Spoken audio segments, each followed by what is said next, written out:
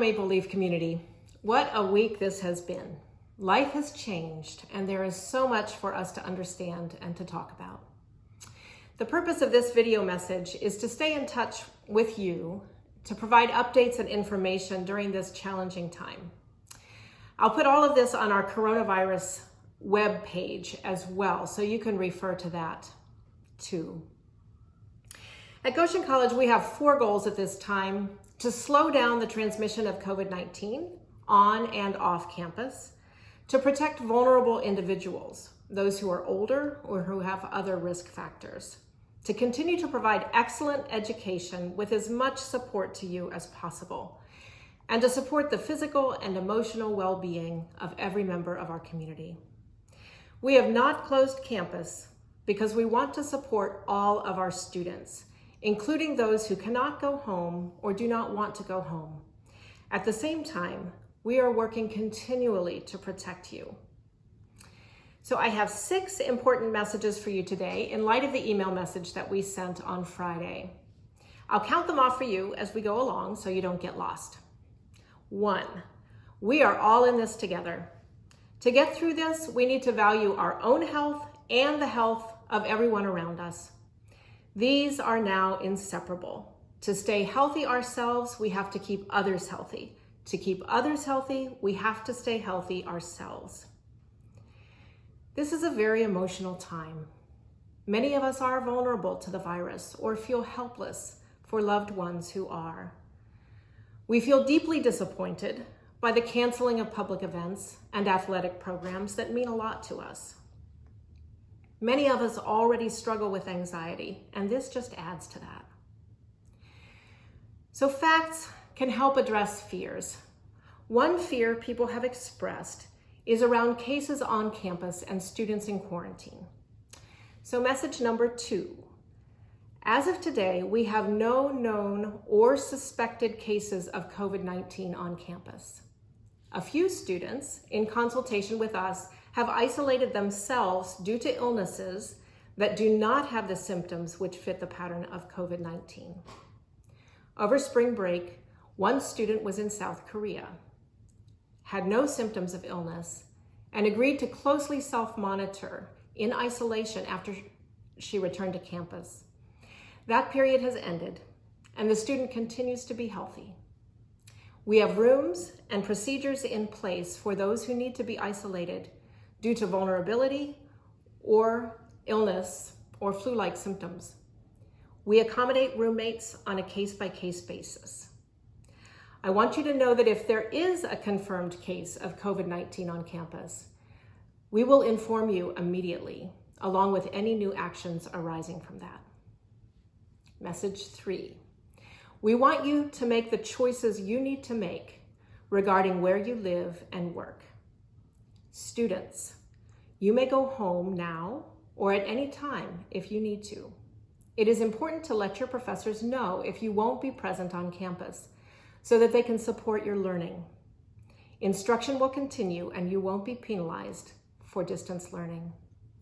Online learning will begin in some courses on Monday, and our transition will be complete by Monday, March 23rd. Employees, consider how you can change your work patterns to decrease interactions. This is especially important if your health would make you more vulnerable to severe disease, or if you live with people who are vulnerable. Share your ideas and questions with your supervisor. 4, increase your social distance. Be with your friends and loved ones if they are healthy, but keep groups small, under 25 as a guideline, and keep more distance than usual.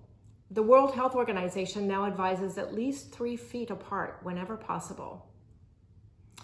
Stop shaking hands. Wash your hands carefully and thoroughly. Sneeze into a tissue and throw it away. Message 5. If you are ill, stay home or in your dorm room. Do not go to class, to work, or to other public activities to limit the spread of infection, whatever the type of infection.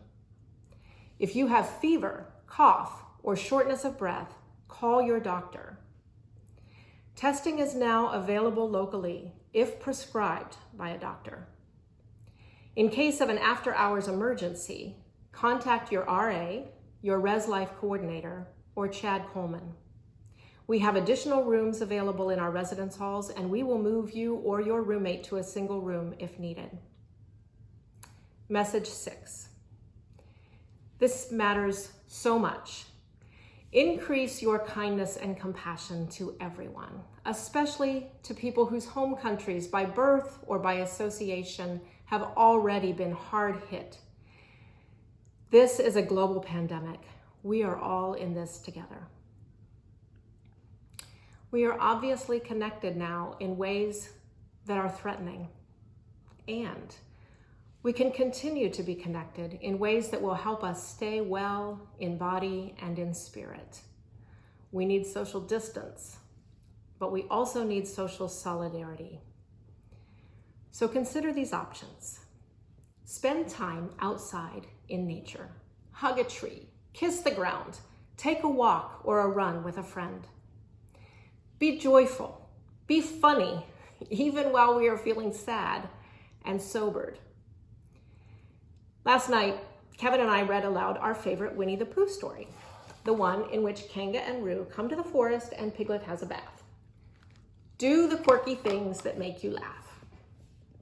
Stay informed, but don't follow the news obsessively.